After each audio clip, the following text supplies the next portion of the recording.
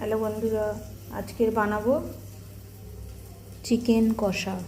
আমি চিকেন কষা আজকে নতুন একটা পদ্ধতিতে বানাবো, যেটায় মাংসের মশলা মাখিয়ে প্রেসার কুকারে বসিয়ে দেবো, কোনো মশলা কষবো না। তার জন্য নিয়েছি চিকেন, আদা রসুন পেঁয়াজ কাঁচা লঙ্কা একসঙ্গে পেস্ট করে রেখেছি। নেব জিরে গুঁড়ো, লঙ্কা গুঁড়ো, হলুদ গুঁড়ো। যেভাবে মাংসে সব মশলা দেওয়া হয় সেভাবে আমি মশলাগুলোকে না কষে মাখিয়ে বসিয়ে দেবো প্রেসার কুকারে। আলুটা ভেজে রেখেছি, আলুটা ওর সঙ্গেই দিয়ে দেবো। তাহলে দেখুন কিভাবে করছি। এবারে দেব মাংস, আমি নিয়েছি 1 কেজি, তার পরিমাণ মতো দেব লবণ। লবণটা আমি আন্দাজ মতো দিয়ে দেবো, যেহেতু প্রেসার কুকারে বসাবো আর এটা খুলতে পারবো না। এবারে আমি পেঁয়াজ বাটা, আদা বাটা, কাঁচা লঙ্কা, রসুন সব পেস্ট একসঙ্গে করে রেখেছিলাম, ওটা দিলাম। তারপরে দেব লঙ্কার গুঁড়ো। আমি যেহেতু কাঁচা লঙ্কা দিয়েছি, যে যার স্বাদ অনুযায়ী ঝালটা দেবেন। লাল লঙ্কার গুঁড়ো আমি অল্প দিলাম। এরপর দেব হলুদ গুঁড়ো,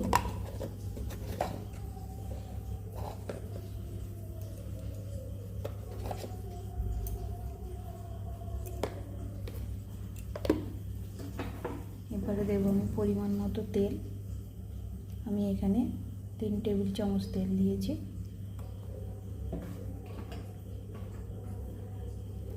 এবার দেবো জিরে গুঁড়ো,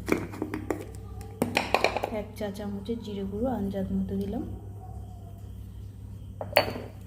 এবং সবার শেষে আমি টক দই দিয়ে 3 টেবিল চামচ টক দই দিয়ে মাংসটা মাখবো। ভালো করে মেখে নিয়ে প্রেসার কুকারের মধ্যে আমি সব বসিয়ে দেবো এবং ওপর থেকে এই কাটা টমেটো আমি দিয়ে দেবো। দেখুন প্রেসার কুকারের মধ্যে আমি সব মাখিয়ে বসিয়ে দিয়েছি।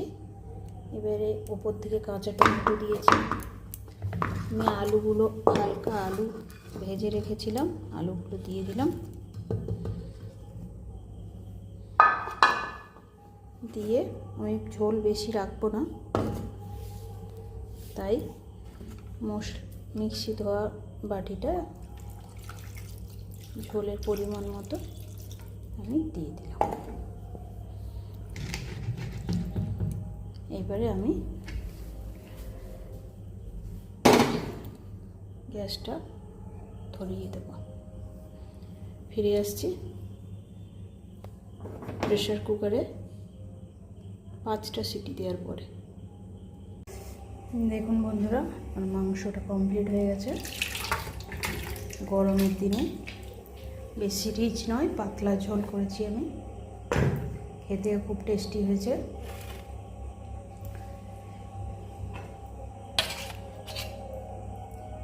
দেখুন পাতলা ঝোল, বেশি রিচ করিনি। গরম গরম ভাতের সঙ্গে সার্ভ করলে ভালোই লাগে। আপনারা বাড়িতে বানিয়ে দেখুন আর কমেন্ট করে জানান কেমন হয়েছে। ধন্যবাদ।